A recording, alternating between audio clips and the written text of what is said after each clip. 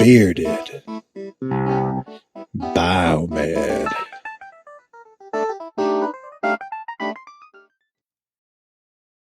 Hey everyone, thanks for tuning in. I want to speak to you guys that are eyeing joining the profession.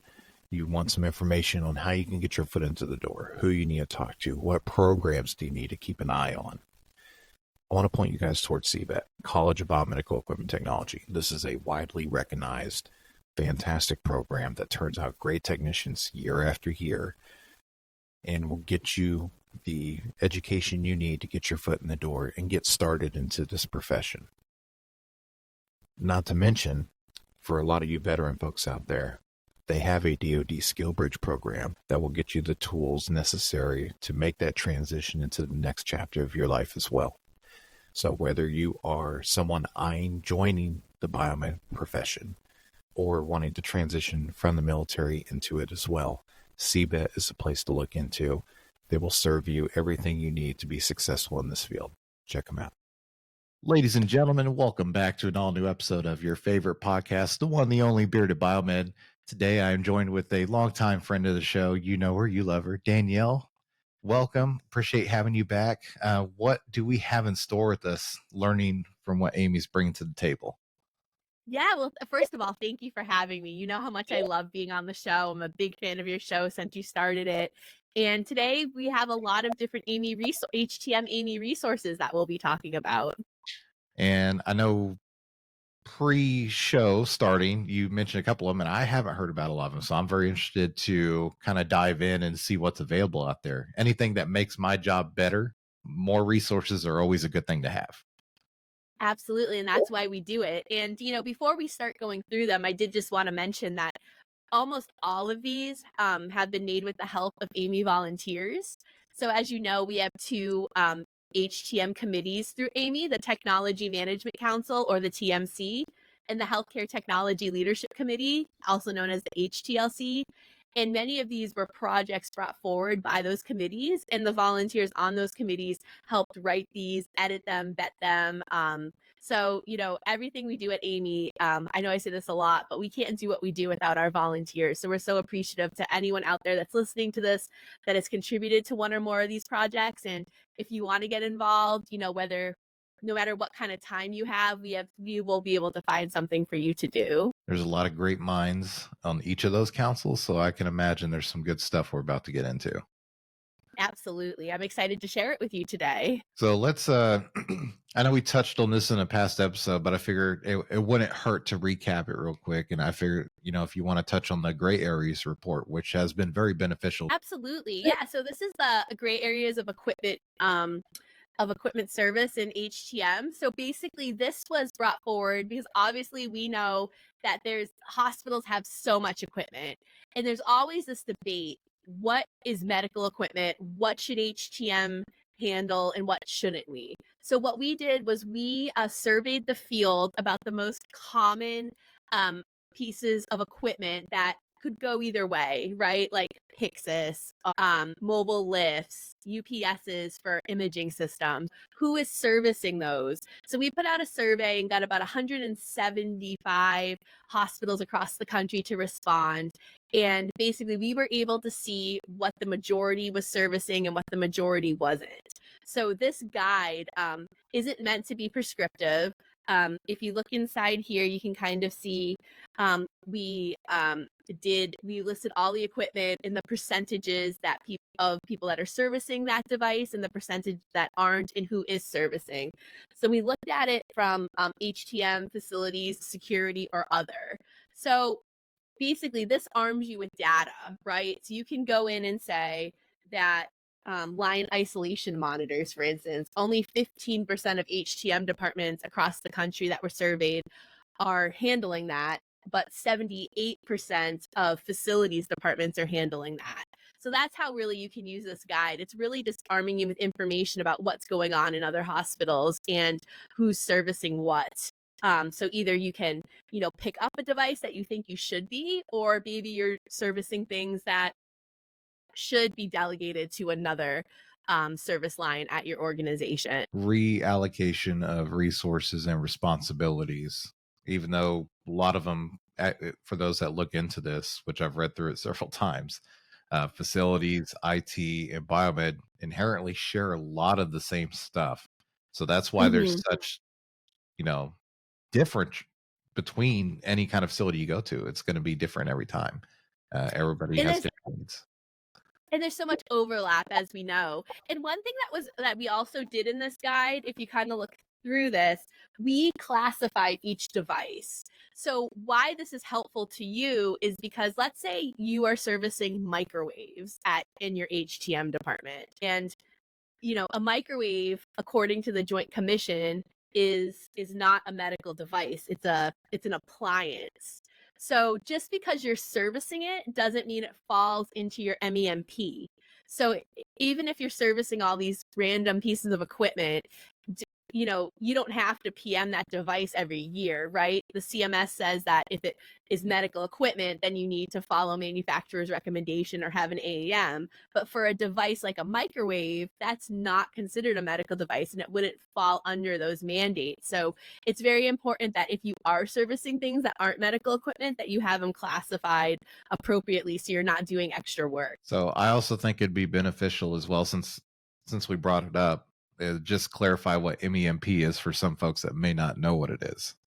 Sure. So that's your medical equipment management plan. And that is basically the policy that governs your whole HTM operation. It's a requirement that you have one and you should follow whatever's written in that plan.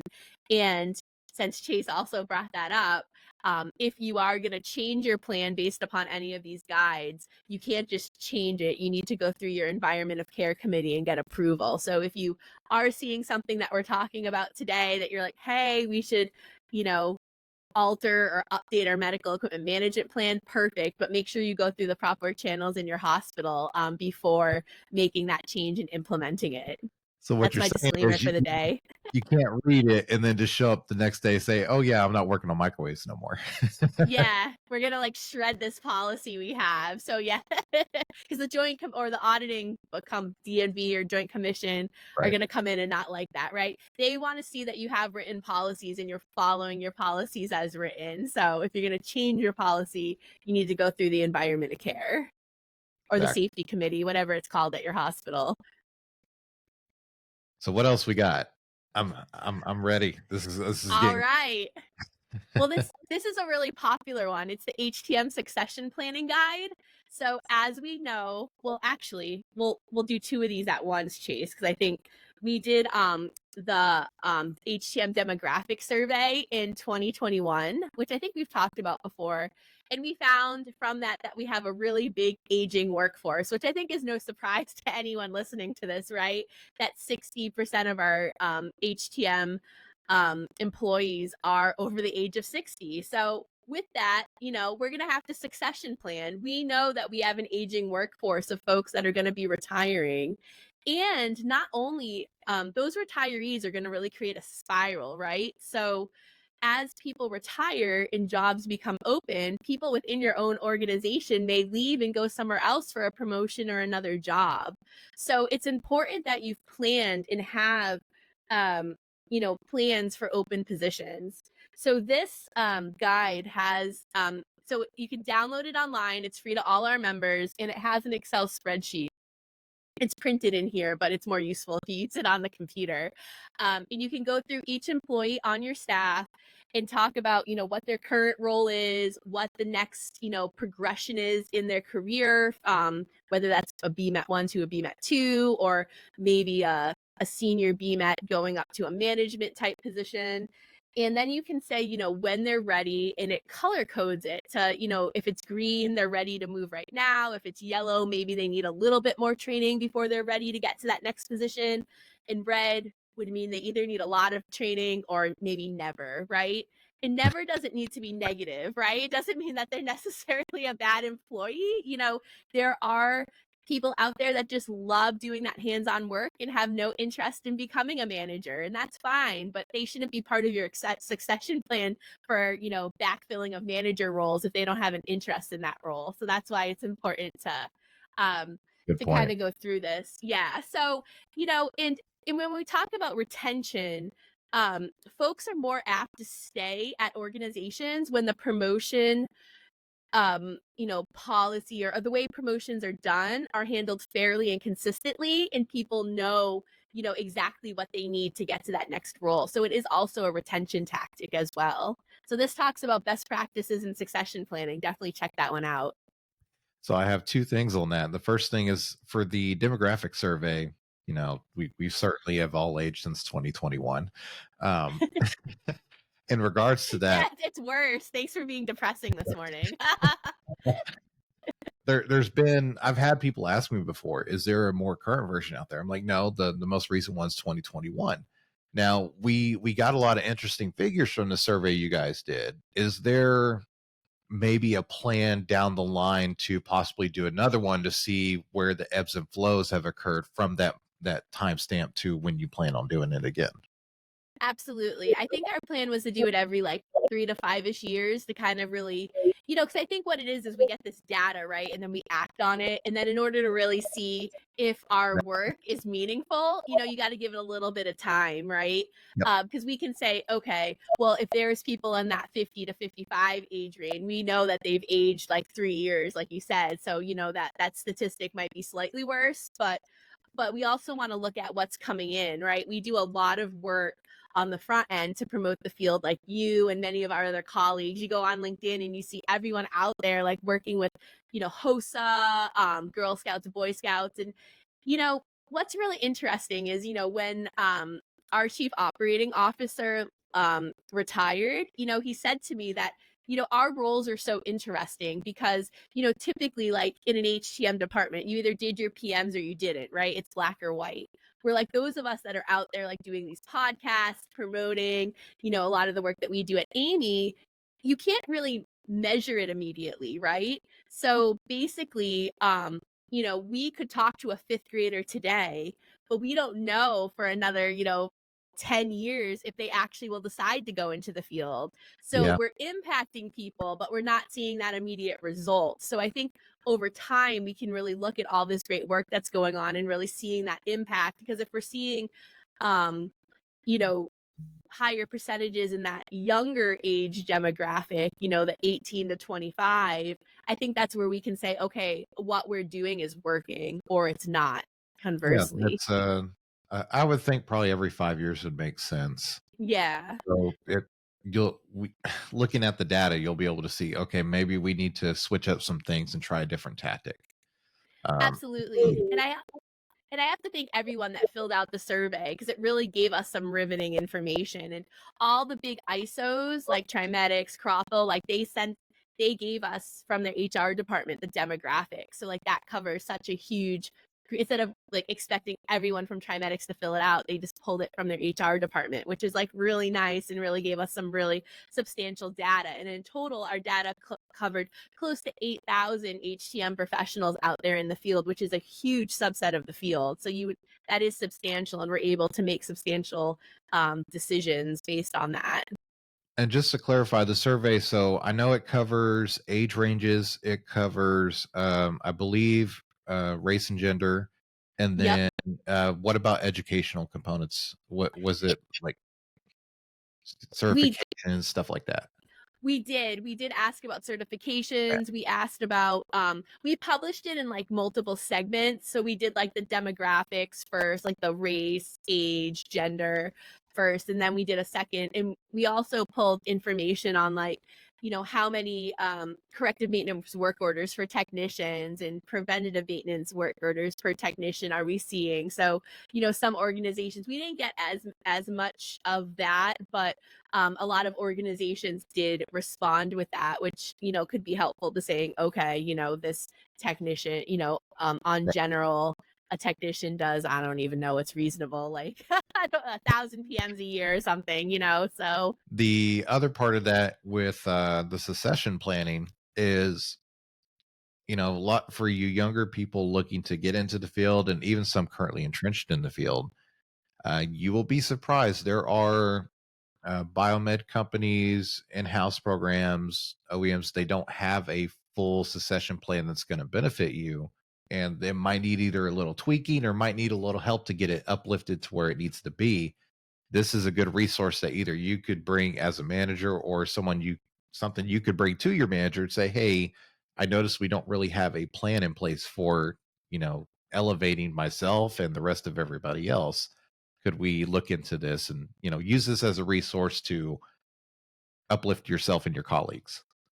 Absolutely. And we also, I don't have them here as examples, but on our website, we have our HTM Leadership Development Guide and the HTM Career Guide. And those are great resources too for folks that just want to review themselves, whether they are an individual contributor and they're looking, how can I progress my career? Or, I'm getting into a more, senior level type position and I want to become a leader in the field. So those are the two different guides. They're on our website. They're free to all our members. And everything I talk about today is free to our members.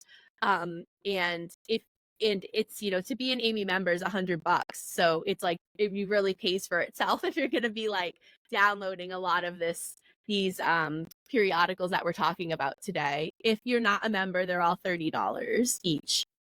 And you can pick and choose or however you want to do Yes. that. Yes. I will also, I'll get the links for each one of these and I'll post them in the description of, both if you're listening to audio or watching the video, all those links will be available for you to automatically just click on and take you directly there. Awesome. Thanks, Chase. So what do we got next? We've hit a lot of good stuff already. Yes, yes. We also have the emergency preparedness guide. So this one was really spawned from the 2020 pandemic. I vividly remember, in the height of the pandemic, getting a call from a technician asking about, deferring PMs, and obviously, when vendors weren't able to get on site, if you relied on vendor PMs, or just having staff that was very sick and couldn't come to work.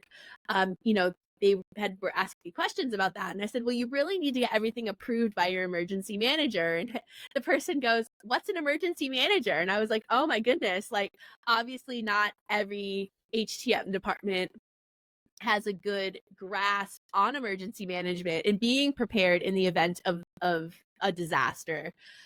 We did coverage on the wildfires out in California a few years ago where, a hospital was basically burnt to the ground, and, we talked about emergency management then, and then the COVID pandemic on the East Coast, we get hurricanes. In the Midwest, there's tornadoes, you just really don't know what's going to happen. And you really need to have a plan in place. So this was built off of the FEMA guide, which is like the regional emergency management associations. And what we did was we took this and we scaled it to HTM. So we took like, is HTM aware of an emergency management disaster preparedness committee exists at your organization? Is HTM aware of any designated care sites if inpatients suddenly need to be transferred? So this kind of goes through everything that HTM department should be aware of, not knowing what the disaster should be. Like if your hospital has a plan for an emergency ER down the street, like you should know where that is in the event you have to go set that up, right? So this kind of goes through a checklist, even things like having an updated calling list with phone numbers in case you need to get in touch with everyone and say, it's not safe to come in here. Don't come to work today, so this goes through everything. So if you use this, I would go through the checklist. It also has an HTM service continuity plan example. So that means, like, let's say you're down a lot of staff and you can't do all the comprehensive services like you normally offer and you have to scale back. This kind Preach. of goes Yeah, this kind of goes back and says, okay, what's most important? How do you make those decisions? We also have a scheduled maintenance guideline policy example in here.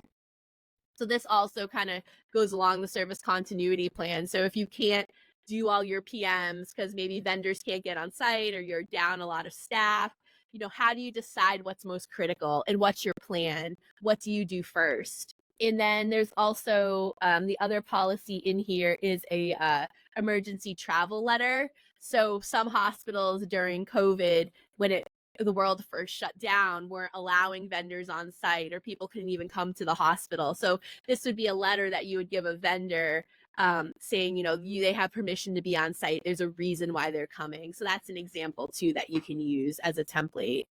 Basically a resource that is guide you. These are the questions you need to ask or look into if you don't have into place, and then outlines things that you should probably implement into place.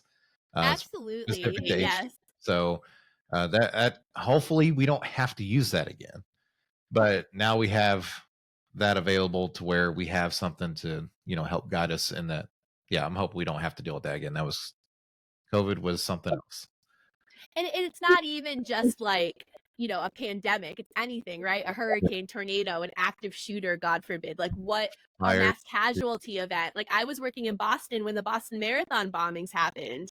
Obviously there's a huge Yeah. influx of people, so this is all of that is like covered in here and how to be prepared. That's pretty cool. Yeah. Not for the reason it is, but that's awesome. We have that resource. Absolutely. So definitely, and even if you think you have a robust emergency management plan, it's definitely worth going through here and just, almost auditing your program against it. Because who knows, you might find something you're missing that might matter later on. You don't want to get in the middle of a disaster and be like, shoot, I wish I had a plan for that, That's definitely something that we just need to keep in the back pocket just in case. Absolutely. The next resource we have is the Planned Maintenance Compliance and Definitions Guide. So this was a project done by the TMC, and this basically is the response to CMS saying you need to have 100% PM completion, right? So if for those of you who've been in the field for a while, CMS had come out with that guideline suddenly. And, the first response from the field is, well, that's like impossible. We can't do 100% PM completion, right? There's devices we can't find. There's, devices on people that we just can't take off. It could create a patient safety risk. Been stolen, shipped out. I used to find our infusion pumps down the street because, you get an emergency in the emergency room and they'd be shipped out to another medical center and the pump goes with them, so, so this basically talks about the difference between PM completion and PM compliance. So we know you can be 100% compliant even if you didn't complete everything. So basically it goes through all your different scenarios of equipment that you may or may not, be able to PM. It gives you a way to calculate PM completion versus compliance. And we talk about all different scenarios. So here on this page, you'll see devices in use. So we gave some guidance as to how you would handle that if it's in use on a patient and you can't remove it. Scenario 2, device requires a vendor PM. Or maybe the device is out for service when it's due for a PM. That could be another reason why you can't get to it that month. So this talks about, how do you handle this? How do you properly document it? Like we said, the Joint Commission specifically wants to see you have a policy in place and you're following it. So, I would go through this and look through these scenarios, make sure you have policies in place for all the basic scenarios, whether it's, if a device is on a patient, we'll just use that as an example, you have documentation that you talk to XYZ nurse or doctor. They've said it would be it would put the patient at risk to remove it. And then you have a plan to follow up to ensure that when it does come off the patient that, it gets PM'd. So this goes through all those different scenarios. Definitely check it out. And again, it really defines PM completion versus PM compliant. It'll also be a good resource to probably having some, because I'm sure everybody has experienced, at least on the management side, someone's going to have a meeting to where like, well, we haven't completed everything. Yeah. Well, we're coming up on a survey or audit or what have you. This is kind of it gives us a little bit more leverage into making people understand that there's not always a case where we can be 100%. It's not black and white. Yeah, for sure. Almost every biomed I've had on the show, they have some crazy story about where they've located equipment up in the ceiling tiles, in a person's locker, up under a sink, down by the dock. Finding equipment is probably the biggest thing that HTM has to hurdle all the time. And then, of course, we can't be doing that on patients. I'm pretty sure they don't want us running an occlusion test while a patient's getting an IV. Exactly. So, another great resource. And then we have the HTM training guide. This kind of aligns with the succession planning, right? We have a new, generation of HTM professionals that are coming into the field. We have the apprenticeship, we have 68, HTM 2-year programs out there throughout the country. But what about those, hospitals that just have interns or co-ops or students? We need to make sure they're being properly trained consistently. So years ago, Amy wrote a core competency guide with some of the HTM educators of the HTM academic programs. And that core competency guide was meant to say, when you graduate with a 2-year biomedical technology degree or BMET degree, what competencies should that student have? So we scaled that. We built the BMET apprenticeship off of that. And we also built this training guide because we realized that maybe some hospitals can't do the apprenticeship, or they're not located near a 2-year school. And, if you're training people on your own, at least this kind of goes to Amy's minimum competencies. So it goes through everything you could possibly think of. And it's broken into multiple areas. So you can see here, like, healthcare technology and function in this surgery operating room. So it talks about, have these folks been trained on lasers, tourniquets, operating tables? And you can scale this. So, not every HTM that we talked about is all servicing the same stuff. So maybe you don't do operating tables. So you can just, remove that from here. But this goes through almost everything that you may ever encounter. It talks about MRI safety, attending a laser safety meeting, an environment of care meeting, HIPAA, anything, PPE, how to, gown if you're going into contact precaution rooms, and really just being able to identify devices, knowing where they're located in the hospital, why they're there, and how they're used clinically, right? We don't expect, people coming out of this will be able to like PM a dialysis machine. That's not what we're going for, but we're making sure that they can do the tasks of a BMAT 1. I think it'll be really beneficial too for a lot of you folks that are wanting to like bring on interns as well, because a lot of Yes. the times they're not going to even have, the foundation that our recent graduates are going to have. And I could definitely see a use for this even for recent graduates. The core curriculum of biomed is so vast and ever expanding that I hire a lot of new grads. I will never expect them to be able to know how to do everything. And this is a great guideline for that. I might And have you to know pick what? that up. And I always say what you put into your intern is what you get out of them, right? Yes. When I, was in school, we did internships at different places. And, I was very fortunate that I got to run a project. We upgraded the Muse system. We did all the cards. We connected it. I got to do all the interfacing and whatnot. Where like another intern in my program was at another hospital and they just answered phones, so it's like they're not learning the same way. Obviously, they might be learning something from answering phones, like becoming familiar with equipment, how to document the work orders. But I feel like, again, really what you put into your intern, I can't stress enough, is what you get out of them. And it's Yes. important that, they're not just being, given the role of like an admin. If you really want them to be technical, run projects, learn cybersecurity. So this kind of really goes through everything and is almost a check and balance system for your program. Are you wanting to put somebody in busy burnout work, or are you wanting to build a biomed? Exactly. Question you got to ask. Let's see. So the next thing I have is the HTM levels guide. So, oh, here we go. Sorry, I messed up all my papers. um, so the HTM levels guide is sponsored by PartSource, and it is a way to measure and benchmark your HTM operation. So this is more for managers or leaders of HTM departments to really go in, take a series of questions, and then get an overall score. So this is actually an online assessment. There is a printed guide that you can get on our website as well, but I think really the bang for your buck is going in and taking the assessment and answering. So it's 11 categories in 38 questions. And basically, we rank everyone from 1 to 5 in each category.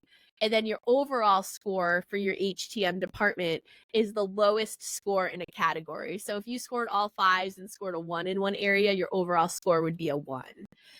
So this is really looking at, program scope, patient safety, internal external relationships, technical and strategic planning, performance management, cybersecurity of medical devices, IT integration. So it's really going to go through everything, and it asks you all these, and it breaks down what you would be doing to be scored in each level.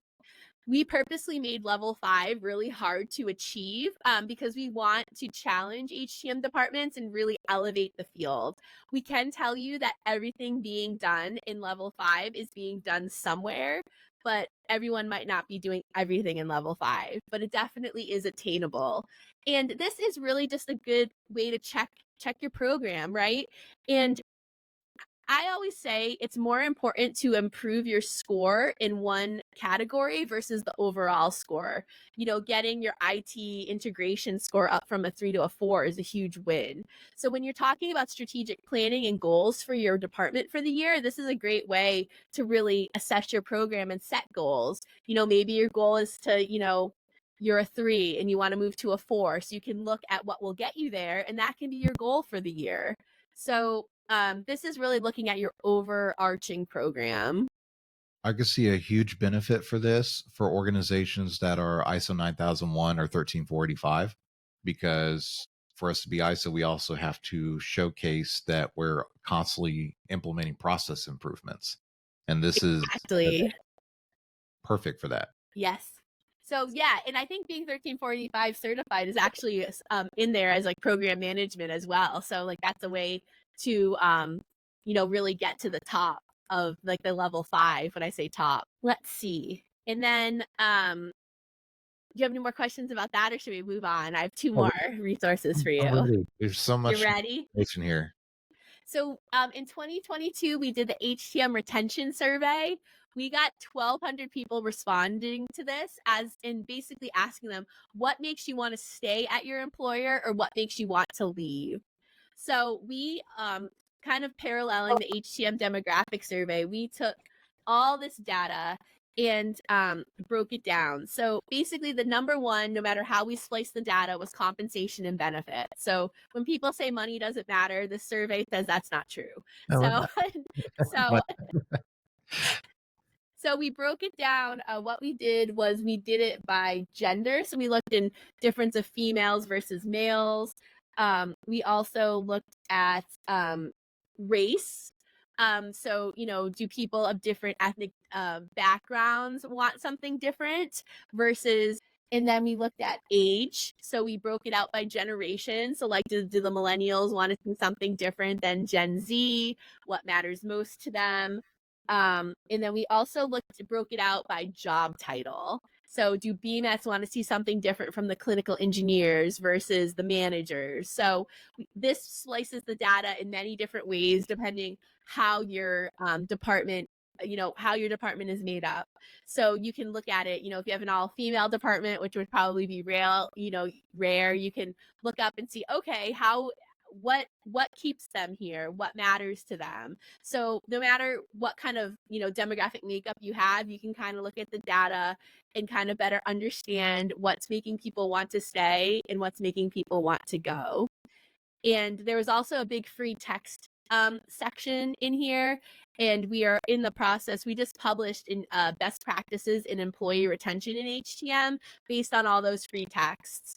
And one major theme that kept coming up was the ability to use their earned vacation time, being denied that. So for anyone listening to this, that's like really important, and that was a really big piece that disgruntled folks, which understandably so, right? They've worked hard, they earned their vacation time, they should be allowed to use it. And then micromanagement was another theme, and also being thanked.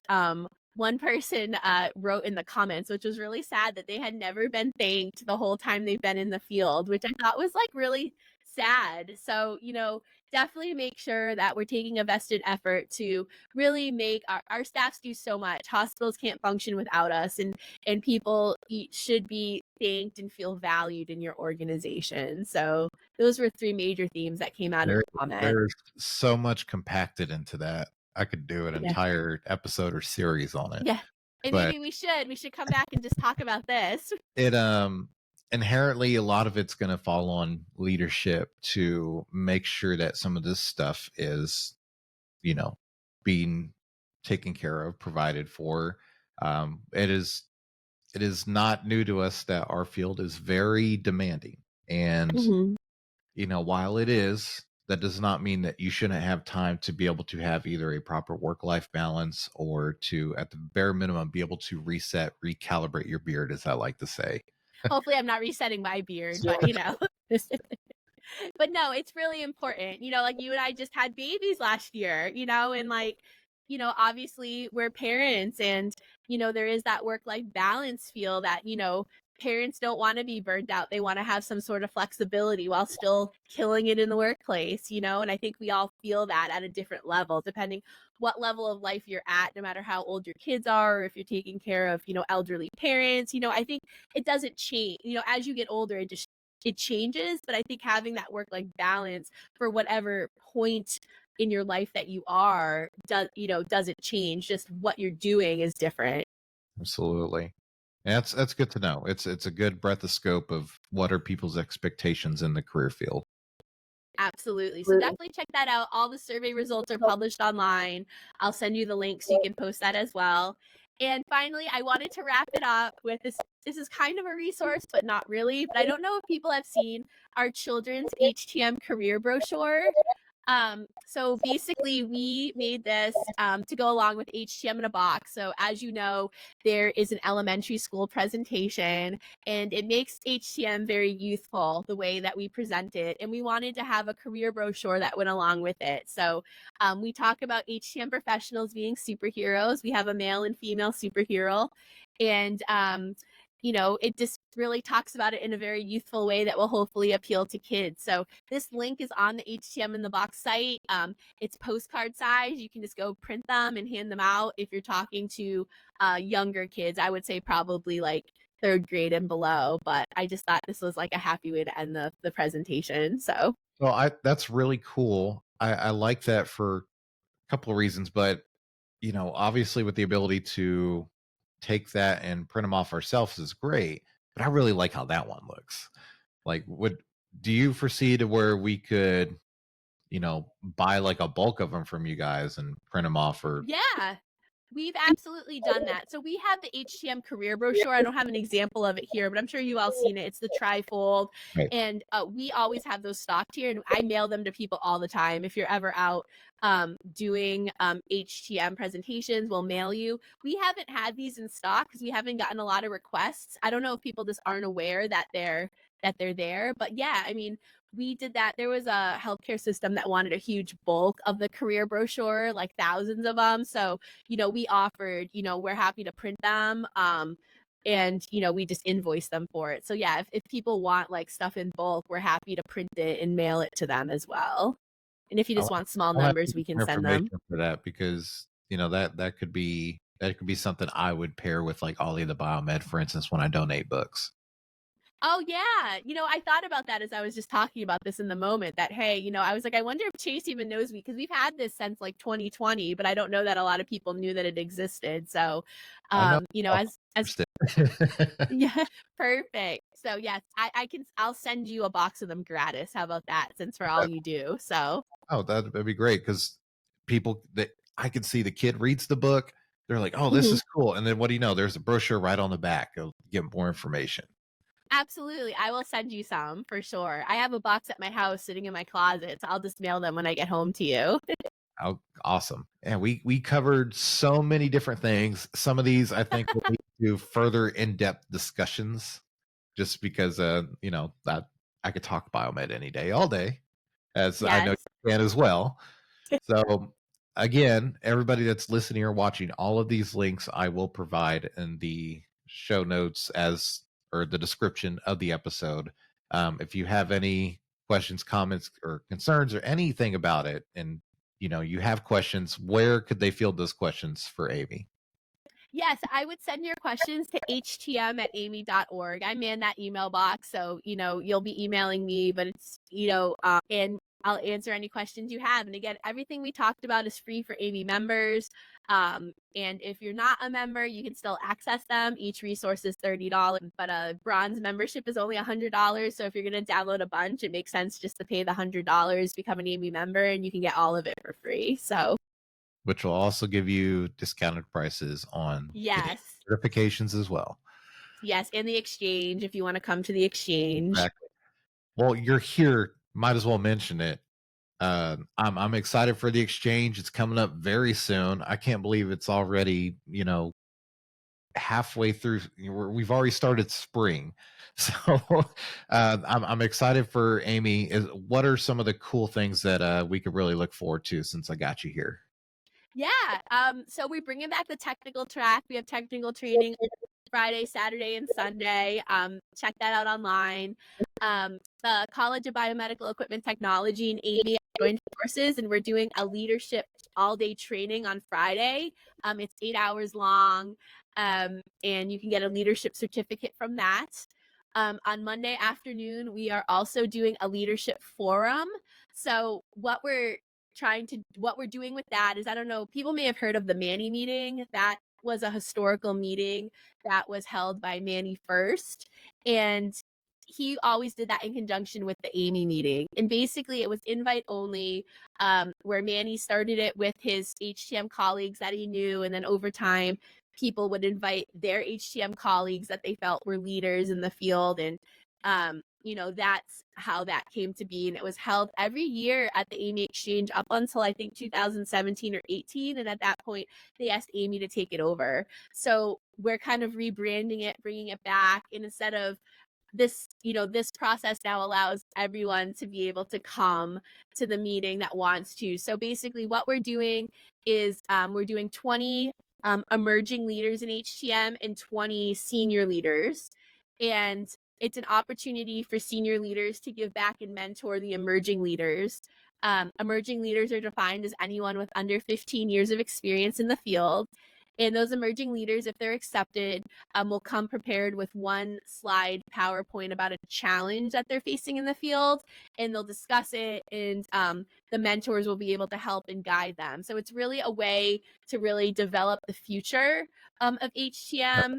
Cool. And you do have to apply because we can only have 40 people for it to work. So 20 and 20.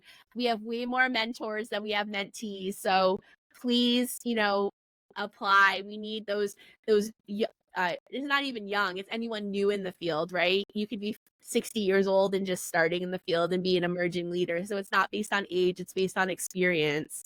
And it's just going to be a great discussion. So I hope you guys can apply, and we can have a really meaningful discussion and help develop our next generation of HTM leaders. Other than that, we have a huge vendor floor with close to 300 vendors that are going to be there. It's huge. We're going to have you and Justin on the vendor floor helping Robert and me do our live show. So come out and meet us. We'd love to meet you all on the vendor floor. We'll be going live from the vendor floor in our studio again this year. We have the AAMI party on Saturday night, and then the AAMI closing reception on Sunday night.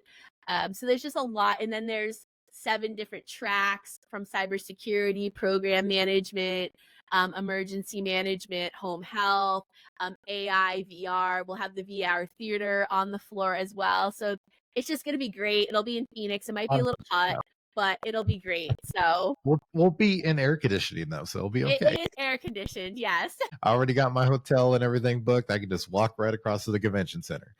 We're so excited. And there's a golf tournament on Friday too, if you really are feeling like you want to go out in the heat. So Thank you. I'm looking forward to being on the floor. For anybody that wants to get interviewed, just walk up to me, or if you want to make an interesting run and I'll chase you down, I'll leave that up to you. It's going to be a great event. I'm excited. I'm looking forward to seeing a lot of my colleagues and just sharing information, building networks. It's going to be amazing, as AAMI always is. Absolutely. And we have, as you know, at AAMI, we give out awards every year, and we have and Chase is going to be AAMI's Biomed of the Year this year. And I just can't think of anyone more deserving. So Chase, congratulations on behalf of everyone at AAMI. We are just so thrilled that it's you, and you will definitely be honored to the fullest. So congratulations, Chase. It's so well deserved. I'm extremely honored. And when I had found, I was very surprised, to be honest. I could, we could always think of somebody else that could deserve it as well. Um, I've busted my butt both professionally and beardedly in, my career field, and also doing the podcast. It's always nice to be recognized, and I appreciate it from anybody who may have nominated me, voted for me, considered me. Thank you. And I can tell you, the TMC and HTLC, we always ask them to nominate folks. And when your name came up on the TMC call, like everyone was unanimously like, "Oh my gosh, he's so deserved." Obviously, they didn't make the decision, but they were the people suggesting nominees. And I think there wasn't. Everyone was just so positive about you on the call. Just really sees your passion, your hard work. So the TMC was just so excited to put you through as a nominee. So I just I think I'm one of many people that champion self-improvement and going after credentialing and improving yourself as a biomed through training and schooling, and between just pouring everything I got into the field and getting my CBET, my CHTM, still looking on the horizon for adding more and more to the tool belt. It never stops as a biomed. We constantly have to go for more, and that's just what the field demands. So I appreciate my colleagues for recognizing my spirit in doing that. well, thank you. I appreciate having you on today. That's a good note to end it on. Um, Great information. I'm sure, like I said, this will spawn many more conversations going forward. I look forward to seeing you at the conference or exchange in June. And we got HTM week coming up as well in May. So that's always a fun time where we celebrate ourselves. And for anybody that's watching, listening, I appreciate your support. A like or subscribe will always help the show grow, lead to gaining more and more, you know, people interested in the field, learning about the field. That's the mission. So, Danielle, thank you again for being on today, and we'll talk soon. Yes, thanks for having me, Chase. Have a wonderful day, and thanks for all you do for the field. All right. May the beard be with you. Bearded. Biomed.